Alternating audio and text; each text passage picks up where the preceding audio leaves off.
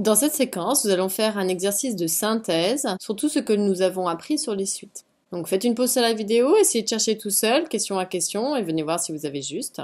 Donc déjà, si on regarde le contexte, on a une suite qui est définie pour tout entier naturel. On sait que les entiers naturels, c'est lorsque n il appartient à un grand N, et donc le premier entier naturel, c'est n égale 0. Ensuite, c'est 1, 2, 3, 4, 5, etc., etc. Donc, qui est défini par une relation. Donc, on remarque tout de suite ici que la relation donnée, c'est une relation de récurrence, puisque j'ai ma relation de récurrence et qu'en plus, j'ai l'initialisation qui est x de 0 égale 0. Donc ici, on l'a noté en fonction, on pourrait noter la même chose en indice. Première question, on voudrait démontrer que cette relation E, qui est effectivement un petit peu compliquée, elle peut s'écrire sous une autre forme intéressante qui vient exprimer le terme suivant, x de n plus 1, par rapport juste au précédent. Alors qu'ici, elle y est une fois si le suivant, le précédent, le suivant avec une relation égale à 3. C'est vrai que c'est toujours plus simple si on a une relation le suivant égale qui dépend du précédent. Donc, essayez de faire cette transformation, faites une pause sur la vidéo et puis venez voir si vous avez juste. Donc, comment faire pour obtenir la relation E ici? Le seul point de départ possible, c'est de partir de ce que l'on sait, c'est-à-dire la relation qui a été donnée. Que désire-t-on? On désire exprimer x de n plus 1 en fonction de quelque chose. Mais x de n plus 1, on le voit, déjà il est ici, et puis ensuite il est ici. Donc la moindre des choses, ça va être essayer de les regrouper. Pour les regrouper, j'ai une fraction, j'ai pas de fraction, donc forcément premier calcul, réduction même dénominateur. On peut en profiter parce que ici également, le 2, il multiplie ici toute la fraction. Donc ça, il va falloir faire attention. Le 2, il est aussi bien pour lui que pour lui. Donc on va en profiter ici pour bien tout mettre sous le même dénominateur.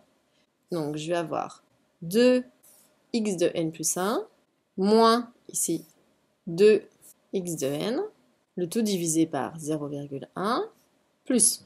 Donc ici, c'était divisé en fait par 1, donc on va devoir multiplier en haut et en bas par 0,1, puisque c'est le but, c'est de mettre sous le même dénominateur. Donc je récupère 0,1 x de n plus 1 sur 0,1. Et tout ceci doit forcément être égal à 3. Qu'est-ce qui va se passer ensuite? Donc on a dit que le but, quand même, puisqu'on veut isoler x de n plus 1, ça va être de les regrouper. Donc j'en ai 2 ici, ils sont sous le même dénominateur, j'ai bien vu, j'ai un signe plus, donc ça ne va pas me poser ici. Et j'en ai 0,1. Donc ce qui veut dire que j'en ai 2,1 x de n plus 1. Il y a ce qui me reste, ici, j'ai moins 2 x de n, sur tout le même trait de fraction, puisque ici c'est le même dénominateur, 0,1, qui doit être égal à 3. Donc ici on va isoler, puisqu'on ne veut plus de fraction, on aimerait vraiment isoler ce coefficient ici, x de n plus 1, donc des deux côtés on va multiplier par 0,1 à gauche et à droite, en fait pour faire disparaître ma fraction. Donc on va avoir 2,1 x de n plus 1, c'est lui que je cherche, moins 2 x de n, qui va être égal à 3 fois 0,1, c'est-à-dire 0,3. Donc comme je cherche à isoler x de n plus 1, première chose, on va chercher à faire disparaître lui. Donc pour faire disparaître moins 2 x de n, eh bien, on va ajouter 2 x de n des deux côtés.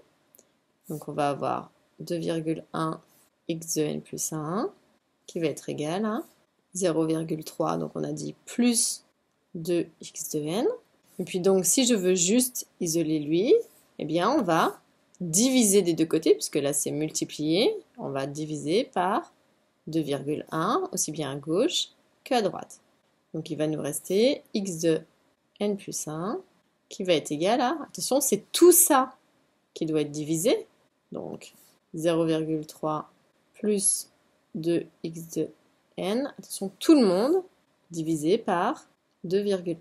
On y est presque, puisque le 2,1, il divise aussi bien lui que lui.